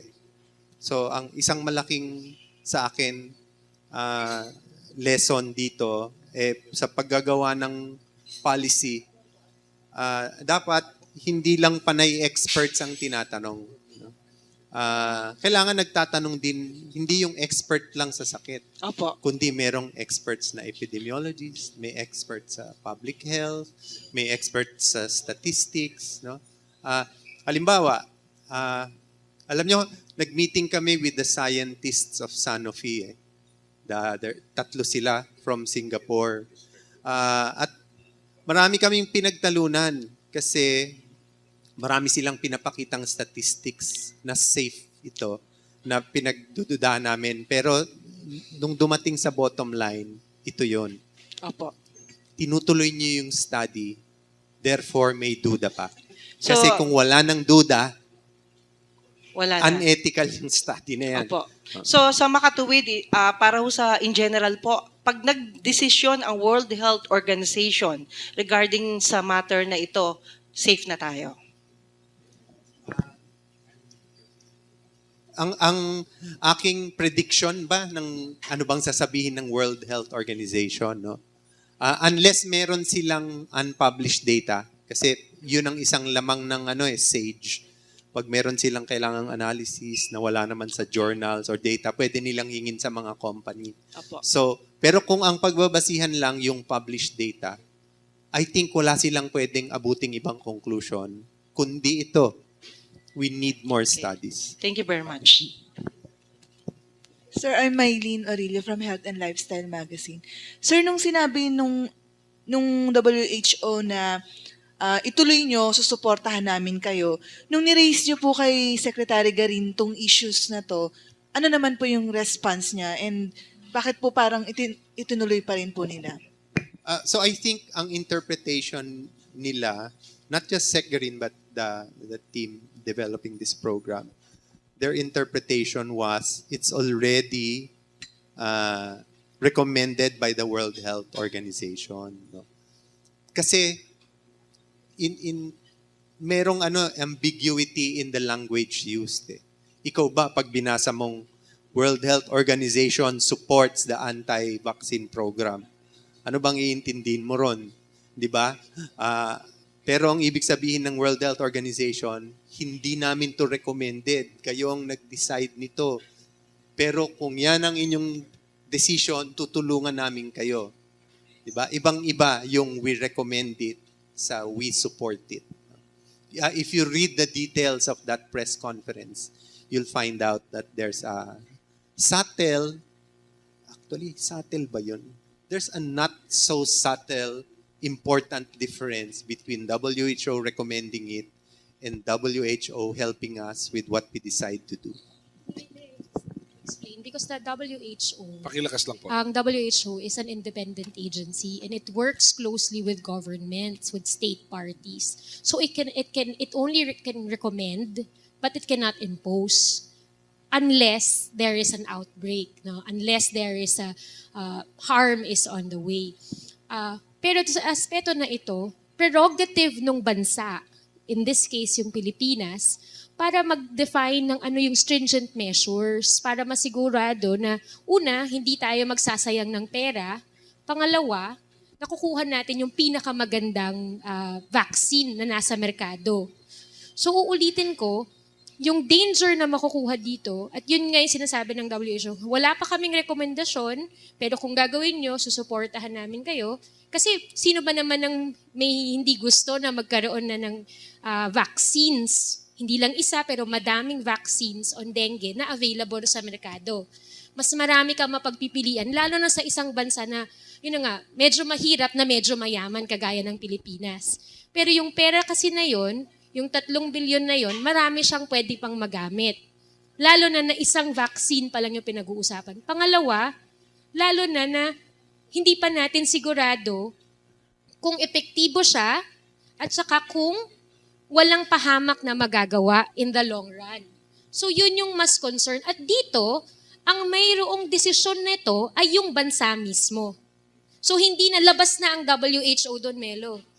So kung magka-problema, sabi nga ni Dr. Leachon kanina, pag binili nyo na, ginamit nyo na yung pera ninyo, naglabas kayo ng 3 billion na pwedeng i-investigate ng Kongreso sa pagbalik, di ba? Yun yung pwedeng pag-usapan at yun yung dapat tingnan. Congressman, ano ko lang po, isang essential aspect sa disability ay yung free prior informed consent. Hindi nyo po naabutan yung presentation ko pero binanggit ko nga po doon na yung informed consent na assent forms na pag ikaw ay part ng trial ay very comprehensive. You know that you're a lawyer, no? You know that it's very comprehensive and it stipulates all the possible implications, both good things, both the benefits and the harm, including the process of referral, 'di ba? The document in itself will provide it's doon makakaalis opt-out version yan, opt-out option yan ng ng any institution. Pero kung you only have a 1 or 2 page informed consent that actually just looks like a half-page in a consent form that actually just looks like a field trip reply slip, then I think we will have a problem here. Nalulungkot ako hindi lang dahil nanay ako, pero dahil public health advocate ako. At importante sa akin na mahusay yung ating paggugobyerno sa kalusugan. Kaya nga nakikiusap kami na pag-isipan mabuti to mula sa ating mga kasamahan sa Kongreso at sa executive na baka pag ninay-nilayan, baka sabi nyo nga kung hindi i-review, kung may makita, baka pwedeng isuspinde, itigil muna, lalo na kung ganun ka-problemado at kasalukuyan pang pinag-aaralan. Uulitin ko, isa lang itong dengue vaccine na ito sa posibleng pumasok sa merkado sa 3 taon. Mas matipid at mas garantisado pag mag-aantay tayo. Hindi lang parang basketball, ulitin ko, parang pag-ibig. If you wait, true love waits. Sa tamang panahon, makakamtan natin ang kasarinlan. Grabe impluensya ng Aldab dito. May tamang panahon pa pala. May Hashtag pinag-uugutan. hugot yun ngayon. May pinag-uugutan. Yeah, Congressman.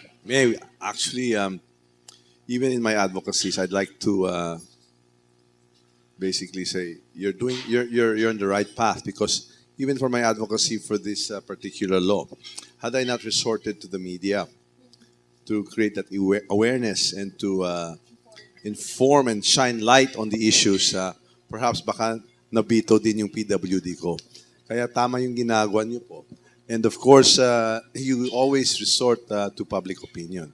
That is very, very critical and very instrumental. In fact, even in my work, in my 9 years as a congressman, I'm always very sensitive to what the public opinion is out there. And that actually, I internalize that, so I'm more sensitized to obviously the sensitivities and to the people's feelings about certain measures. So definitely, Melo, what you're having today will go a long way in making sure that initiatives will not be rushed into and without the prior consent of like the World Health Organization even. And the parents and the Exactly, no? Now, kung na-bid, na-award at tapos na, we're only hoping that may money back guarantee pag hindi na-aproban ng World Health Organization na isosoli na lang yung pera.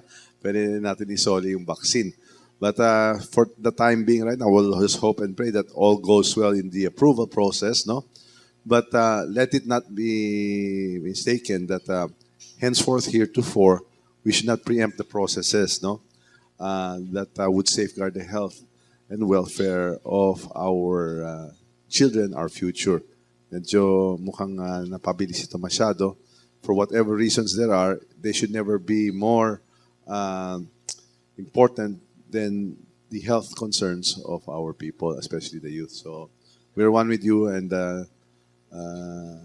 we join you, and in our program for Malasakit. And going back to the earlier mentioned question, we've also when you were asking me about the Tacloban, I also wanted to make mention that since we already have a law, I want to just make mention that if you include me in the Senate in the 17th Congress, another matter that we would like to take up is another bill or initiative, and it is the bill that I filed immediately after Yolanda, and it is to create a Department for Disaster Preparedness and Emergency Management, something similar to the Federal Emergency Management Agency in the United States or the AFAD in Turkey. I think I have a very, very strong supporter there.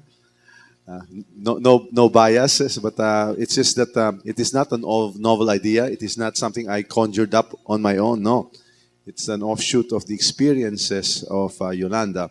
And as I said, lest we forget those we lost, let us honor them by learning from the experiences and the lessons, by instituting policies, laws, and in this particular case, we must have an agency or department that fully understands and will now be responsible for disaster preparedness and emergency management. Sa halip po ng climate change, lalong tumitindi ang mga bagyo at sa tag-init ng El Nino, tingnan mo yung nangyari sa Kidapawan, out of sheer desperation and frustration, farmers who lost their harvest were begging for food, and tensions were so high, and maybe there were elements that took advantage of it, and then there were senseless deaths. Now, if we act proactively, rather reactively, then we should learn from these experiences, lest we forget the mistakes of the past. So that is now the advocacy, because this department or agency will now be given a budget that will now be subject to COA, so there will be transparency. There will now be an agency head or a secretary, a line department head who will be responsible and accountable to the funds, the relief goods, the medicines, and the resources allotted to it. At meron mananagot. Kasi sa ngayon po sa National Disaster Risk Reduction Management Council, it is merely a coordinating body that does not have any budget. Nakikiusap lang sa mga kapwa mga line agencies and departments that are already very busy. As you know, the DSWD, marami ng programa, lahat ng mga programa nila fully funded and itemized. Kaya pag may isang malakas na bagyo kagaya ng Yolanda, Ondoy, nagsusungka pa sila ng pera from savings from other departments or agencies that are not necessarily even allowed now, as after the Supreme Court has struck down the disbursement acceleration program.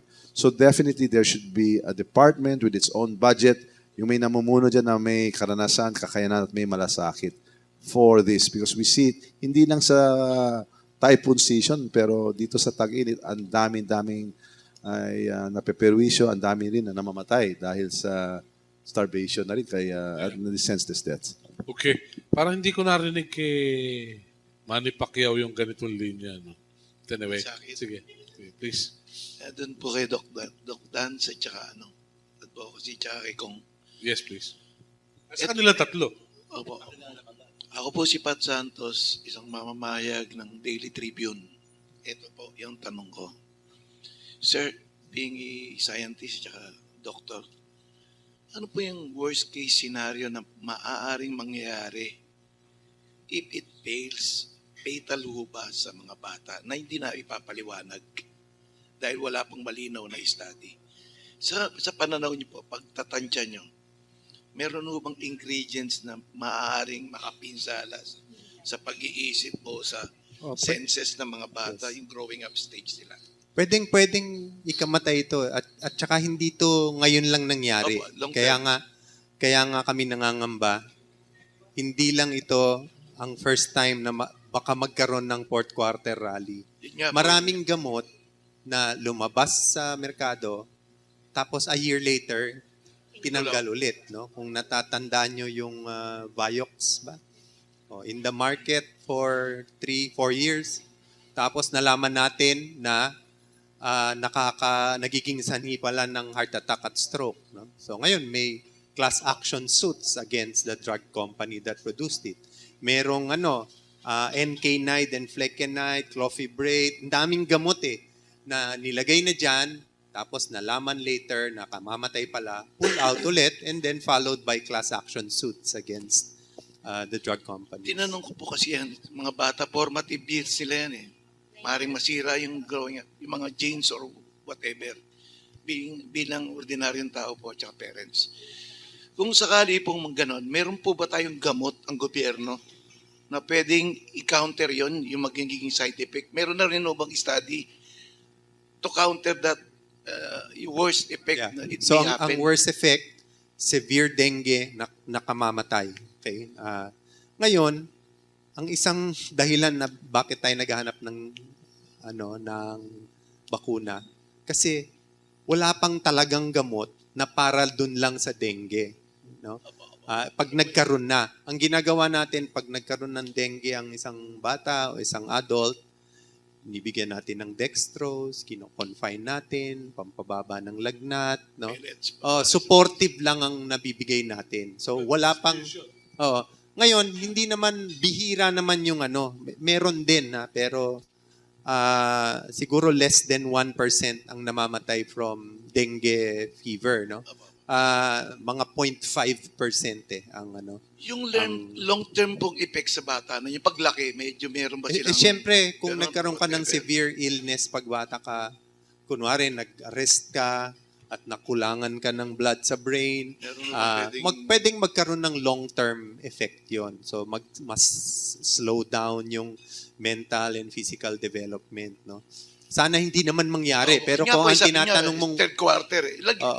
isipin natin yung worst para yung counter nakaabang po yung yung immediate solution sa Kaya important yung so okay, sabi nila kasi nung meeting namin, talaga naman lahat ng gamot pag bagong lagay mo sa market, may possibility kasi hindi ka pa sigurado, no? Dalawang bagay lang ang sagot namin diyan. Una, bakit tayo ang nagsusubok, no? It's not always good to be the first to use a drug, no? Sa aking pagkaalam, ito ang first drug na tayong nanguna. Ang ginagamit nating eksperimento, ibang bansa ilalagay sa market nila for 1 year, pull out, never dumaan sa atin, no? Yung mga ganun na gamot. Yan isa nating pwedeng gawin. Maghintay na lang tayo. Huwag tayong nangunguna, no? Pangalawang pwede nating gawin, kung talagang tingin natin kailangan ng gamot na to at merong risk, ipaalam naman natin sa magulang. Yun pa isa. Kasi hindi nila alam Ayon dun sa consent form na yon, ang nakalagay lang, alam ko na i-iniksyonan ang anak ko ng 3 beses. Yun lang ba ang kailangan mong malaman? Hindi naman, di ba? Kailangan alam mo na merong antibody-dependent enhancement, merong allergy, pwedeng life-threatening immune reaction, may rashes, may fever, at iba pa. Ang nakakatakot kasi hindi alam ng mga nanay eh. Diba? Paano sila magpo-file at magko-complain? Oo. At kaya nga kami nandito ngayon. Kasi ako hindi ko papayagan yung anak kong maturukan. Oo. Pero yung mga ibang mga nanay ngayon na nasa parang at nasa ibang lugar, hindi na nila alam. Kaya nga nakikiusap kami sa inyo na tulungan nyo kami na ipaalam sa kanila na pwede silang humindi. Pwede silang humindi. Pwede kahit doon sa buong proseso, pagkatapos ng unang turok, pwede silang magsabi na, teka lang, hindi kanila kailangan magpaturok ng magpaturok. So kasi tandaan niyo po, yung unang turok, pagkatapos nun may 6 na buwan, tas may 12 buwan bago yung pangatlo. So ang problema kasi namin ngayon, ang tingin kasi natin sayang yung 3 billion eh. Sa akin, yung 3 billion, kikitain niya ng Pilipinas sa syntax, sa ano. Pero yung buhay, we're talking about 1 million children, 9-year-olds, that we still do not know what the implications will be in a year, in 3 years' time. Saka bakit tayo masyadong nagmamadali? Yung Pwede unggoy naman hindi tayong magko-complain? maghinay-hinay. Oo.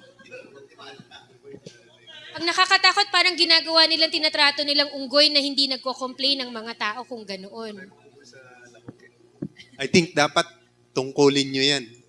Kayo yung news. Kita Nasa mo, news bumalik. Kaya, itong turo nyo sa mga bagulang, itanong sa doctor or nurse na magbabakuna, ano po ba yung antibody-dependent enhancement? Meron ho bang posibilidad nito? Pinapangako ko sa iyo, kukonti ang nakakaalam that there's such a phenomenon. At yan ang unang kinakatakutan ng company nung ginawa nila yung study na to. Sanofi Pasteur. Kausap namin yung scientists, okay yung scientists, magagaling. Dapat nga proud tayo kasi Pilipino yung lead author ng article, no? Si Dr. Kapiding.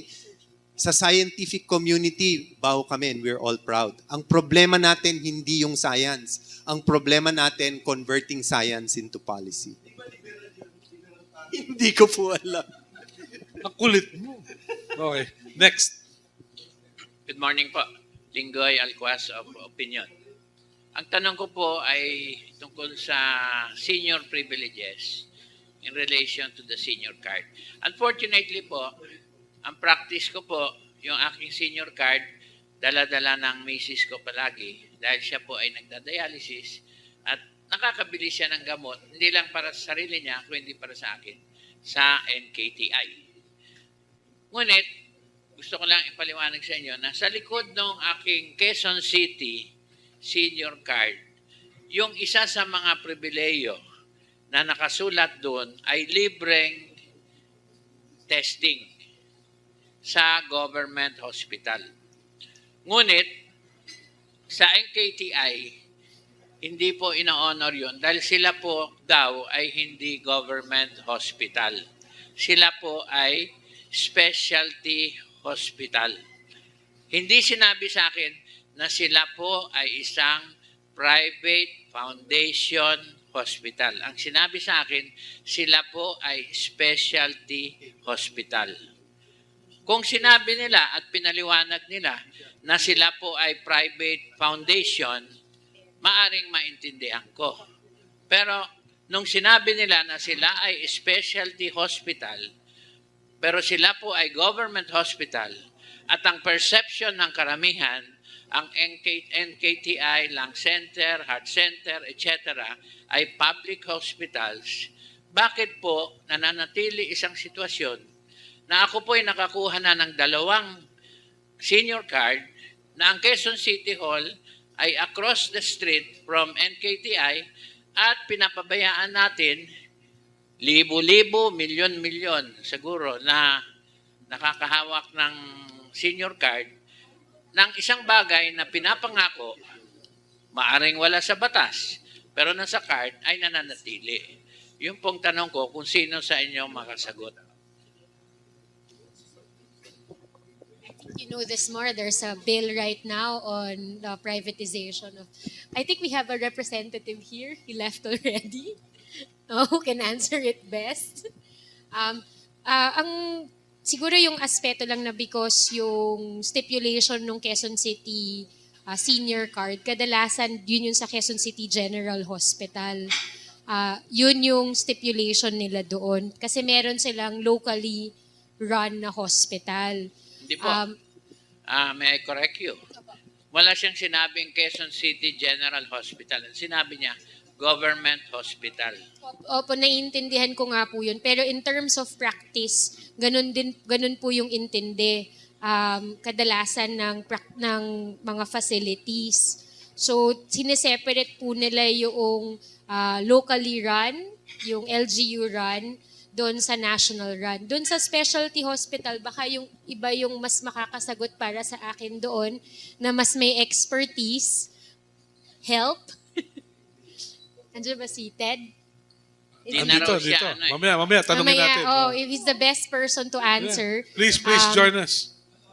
Oo. Liga. Dati kayo sa DOH. No, because he understands it more than I do. I have a different opinion and he Tinanong knows ko it. na nung undersecretary siya. Yung NKTI. They honor now. Kailan ka ba nagpatingin? Hindi po. Sa Quezon City senior card, and I have seen it in at least one other local government senior card, nakalagay, free diagnostic testing in government hospitals. Ang sagot sa akin ng NKTI, sila po ay specialty hospital. Hindi po nila pinaliwanag sa akin na sila po ay isang private foundation at hindi government. Ang sinabi nila, sila po ay specialty hospital. Half-truth, it is a specialty hospital. It is a government-owned controlled corporation. The chairman of the board of trustees is the Secretary of Health, 2 undersecretaries from the Department of Health, and 2 undersecretaries from the Office of the President. Another one, all are government. All the people that sit on the board are government. In fact, the executive director is appointed annually by the GCC. So it is a government-owned controlled corporation sino ang mali? hospital. Yung Quezon City na nag-issue ng senior card o yung NKTI na ayaw i-honor yung nakalagay sa... Kasi ang senior cards are issued by local governments. Okay, maybe the policy there is that the city of Quezon City gives free laboratory testing to their citizens in the Quezon City General Hospital, which is run and owned by the funds of Quezon City government. Pero hindi po yun nakalagay doon eh. Pero baka ganun yun. I don't know the details. Ang tanong ko ngayon, I'll nandito investigate. si Congressman Romualdez, no? Ano po ang nakalagay sa batas? But with the expansion of PhilHealth, sir, because of the syntax revenue, so na-expand, all senior citizens are therefore covered, including the check-up, including the diagnostic. So, therefore, if together with your senior citizen card and then your PhilHealth card, you will be provided free diagnostic services. And Actually, sir, our PWD law is basically patterned and based after the senior citizens law. We wanted to put it in equal footing. And included there in the discounts, and the VAT exemptions are medicines and medical services, including diagnostic tests, laboratory fees, therapy sessions. So it's very all-encompassing. So I'm a little bit alarmed na hindi nasasali. And of course, the good doctors and health officials here have manifested that you should be getting what they are denying you. So we'll go a step further. So we shall operationalize this discussion. I'll ask my chief of staff to call the NKTI immediately on your case so that we can get to the bottom of it. Thank you, thank you. More questions from our colleagues from the media? From Rappler, from Inquirer? Yes, please. Nina from the Inquirer. I'm thinking, are you seeing any violations, ethical or legal? Should the DOH pursue this, despite your warnings, hindi siya safe, and you're seeing And are you thinking of yeah, although syempre, as you said na you're not into policy, pero are you talking about this na of course it's about public safety? If you ask me, it's a fascinating issue. It's a medyo from the geeky point of view, it's an exhilarating scientific debate. No? But if you ask me if there were any legal issues here, I won't be able to tell you because I don't know. I'm not privy to how we got to this decision, how the budget was arrived at, and other things. So that's for you to suspect and do something about. Pero sir, what are the next steps are you thinking of? Apart from, have you done like submit a letter to them? Apart from, Yeah, so we've done a lot. We met with the Sanofi scientists. We met with the Secretary of Health and her panel of experts and the DOH people. We sent her a letter containing our talking points. For me, that's it. Yeah. So their responses are we're gonna do this anyway. So We will do this anyway regardless of your letter. yes. Kasi ano to doctor, they're experts against us. So their experts tell them this is okay. No, even if it's only a second quarter of the ball game, we are sure we're gonna win. Yun yung sinabi sa kanya So it's against our word na never count anyone out until the last quarter. No? Kaya tuwan-tuwa ako, binigay ko sa inyong example, Alaska versus San Miguel Beer. 3 down to 0, 1 game left, last quarter, natalo pa sila ng tuloy-tuloy.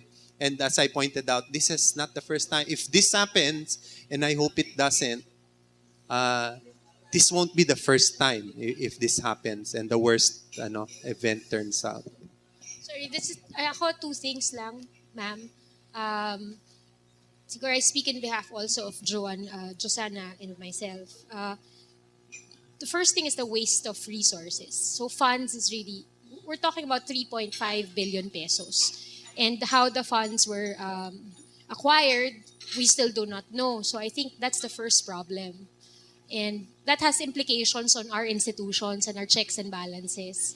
And that would be a sad way to end this administration. The second thing is that we are talking about lives. The loss or the possible harm that may go to these 1 million children is still there. So, at the end of the day, yun yung kailangan natin na erase. That the consent form and the consent process is problematic at best and unethical at worst. Because if it is ethical, then there would be more comprehensive information that is provided not just to those 1 million children and their families, but even to us. And I go back to what Congressman Romualdez was saying, bakit ngayon lang siya pumutok? Because all of these discussions were happening by those experts. But they're gonna do it on our children. And the way I understand governance works is that this is a dialogue between the governing bodies and those who are being governed. And there is transparency, which is the centerpiece Yes, of sir. this administration. So that's our concerns. Those 2 main points, we will definitely follow up, and we hope that you can continue, because this is not the first time that we have raised issues on process, on standards, and we will continue to raise issues kahit na kadalasan hindi kami lumalabas sa media. But we hope that Tapatan will not be the first time that we will be here to discuss how important a rigorous process on health standards should be to a country such as the Philippines. Okay. Thank you. Congressman, I hope we have the luxury of time. Will you be asking for an investigation or an inquiry? siguro naman na, Melo, you have to elect me first as a senator kasi patapos na ako. Kasi kung hindi, well, I cannot, I will not be able to call for an investigation. Di kasama lang ako dito sa audience lang eh. Huh? That's a nice way. Huh? But nonetheless, from our friends from the media, particularly from the Inquirer, the ball's in your court kasi we always resort to the media as one of the vanguards, no? And it's obvious that the points have been raised, and then you can ask the right questions. So I think maybe questions to the DOH is in order. So I think you can take your cue from this Tapatan forum. Maybe you should ask the DOH based on the very, very clear positions that have been made this morning. And I, for one, always would like to learn from these experiences and, a little bit of deliberate and more inclusive consultations and less haste may have served us in a better way. So otherwise, I hope that we have a money-back guarantee from Sanofi. Kung hindi pumasa, kailangan i-refund yung ano. May provision ba ron na solid bayad pag sumabit? Wala sole. Wala na. Yes. Well, anyway, at the very least, although it's been awarded already this bidding, no? Perhaps what we can do is just be vanguards and in the forefront of this initiative, and make sure that the drugs are not yet administered, the vaccine is not yet administered until we are cleared, no? Because Na-administer meron lang po ngayon. Today, but they're administering it already. Yun sa parang. So para i-slow down. I-slow down na lang natin kasi, di ba? Baka may lumabas na hindi pa maganda. Baka... Okay. More questions from Rappler? Sige na, please. Pakilang.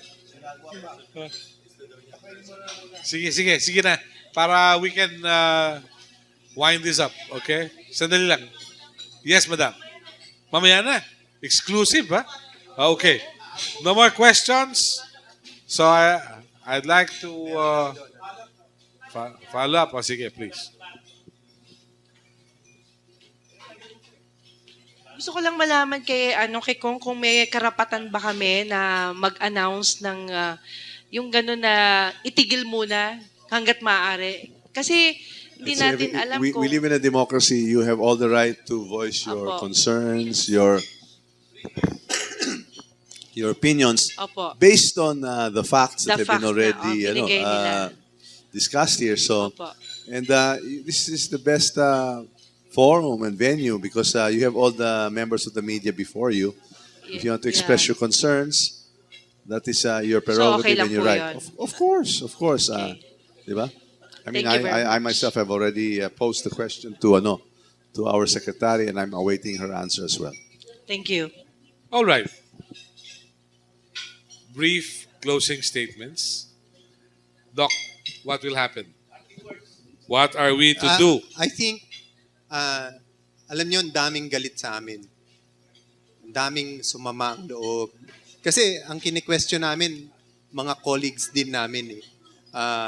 And there's been a lot of hurt feelings in organizations. Kunwari, yung Infectious Disease Society, sumasama ang loob. Yung pediatricians, may mga nagagalit, di naman daw kami pediatrician. Pero ang point ko lang ito this is use of public funds in a public program. And therefore, it should be open to public debate, di ba? Kung hindi natin madebate yung paggamit ng public funds, hindi naman tayo demokrasya, di ba? Hindi naman kami galit kahit kay Nino So just because you're expressing, yun na rin ang concern ni Juvie, di ba? You're concerned na may magagalit pag ni-raise natin to. Hindi naman dapat ganun pag sa demokrasya. So, itanong natin, i-debate natin, at ang advice ko sa inyo, 3 lang na tanong. Why can't we wait 3 years para bumaba ang presyo? Why can't we wait 2 years para lumabas na yung resulta? Why can't we wait even 2 weeks until World Health Organization resolves this issue. Ulit-ulitin ko, true love waits. At kung mahal talaga natin at may malasakit tayo, hindi lamang sa pamilyang Pilipino o lalo na sa ating mga kabataang Pilipino, mag-aantay tayo sa tamang panahon kung saan sigurado at garantisado na, 'di ba, ang vaccines na sa dengue para siguraduhin natin na lalaki silang malusog, malakas at may tiwala sa gobyerno natin. Maraming salamat po. Yeah. Congressman, message please. Nagpapasalamat ako sa Tapatan sa imbitasyon na to. I always enjoy attending and participating in this lively media fora. And I'm glad that na-ventilate itong issue na to. Miski ako, I was educated this morning. So I'd like to thank everyone, particularly the Tapatan group here. Melo, maraming salamat to the group Sky and everyone for having me here. Ako pa naman, nagpapasalamat din sa malasakit ang ipinamalas nyo sa atin noong nakaraang Yolanda. Ang hangarin ko po ay suklian ang ipinamalas mong malasakit at marunong akong tumanaw ng utang na loob. At gusto ko magsilbi sa buong Republika ng Pilipinas. Ako po si Martin Romualdez, number 43 sa sample ballot nyo, sa balato nyo. Botosin mo ako kaya ako maging boses nyo, boto nyo, at kampiyon nyo, lalo sa mga health issues sa kalusugan. Kaya it is something that basta nandun ako kasi kung hindi, kasama tayo magsisingit sa mga ibang mga public officials, di ba? Pero asahan mo po yan. At syempre naman, nagpapasalamat ko sa lahat and everyone involved. To our friends in the media, more power to all of you. Keep up the good work. Keep the fires burning. Thank you. Sky, papasalamat tayo. Oo nga, sa lahat maraming ng dumalo, salamat no? sa ating friends from the media ngayon. Yung ating mga kapatid sa television, mukhang naligaw. But it's okay. We have Inquirer and Rappler with us. More than enough. And Tribune, of course. At yung ating kasama pa sa health outfit. Okay? So, to everyone who's here with us, thank you very much. We'll have another exciting discussion next Monday. Thank you. Have a nice day. Magandang umaga po sa inyong lahat. Maraming salamat po sa ating mga guests.